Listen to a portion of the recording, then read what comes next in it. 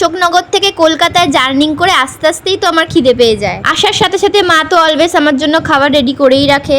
আগের দিন তালের বড়া বানিয়েছিল, সেগুলোই রেখে দিয়েছে আমার জন্য, সেগুলো এসে খাচ্ছিলাম। আর আমার তো গরম তালের বড়ার থেকে বাসি তালের বড়াটাই ভালো লাগে, তাই জন্য মাকে বলেছিলাম আমার জন্য কয়েকটা রেখে দিতে। আর রাতে ডিনারে চিকেন কিমা করেছিল আর পরোটা। আর এটা সকালের টিফিন, রাতের দুটো পরোটা ছিল, সেটাই ডিম ভেজে নিয়ে পরোটা দিয়ে মেরে দিলাম। মায়ের কাছে আসলে তো আমার কোনো কাজ বাজ নাই, শুধু খাই দাই আর ঘুমাই। তাই খাওয়ানোর ব্লগ ছাড়া আমার পোস্ট করার মতো আর কোনো কিছুই নাই। সারাদিন কি কি করি সেই ব্লগ ছাড়বো ভেবেছিলাম, কিন্তু এখন তো আমি দিন দিন ফুড ব্লগার হয়ে যাচ্ছি। সকাল থেকে রাত পর্যন্ত কি কি খাই সব তোমাদের দেখিয়ে দিলাম। তাহলে ভাবো, এত খাই তাও মোটা হই না। আর এদিকে লোকে আমার চেহারা দেখে বলে তুই খাস না নাকি রে, কিছু এত রোগা কেন।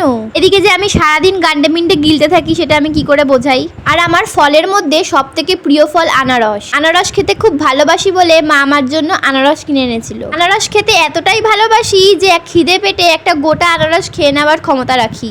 আনারসের ওপর বিট নুন ছড়িয়ে খেতে যা লাগে না, উফ স্বর্গ স্বর্গ। যাই হোক, আগের দিন মোটা মা তাল কিনে তার কাপ বের করে ফ্রিজে রেখে দিয়েছিল। আমি আসবো, তারপর গরম গরম ভেজে আমাকে খাওয়াবে। তাই জন্য আজকে তালের বড়া বানাচ্ছিল।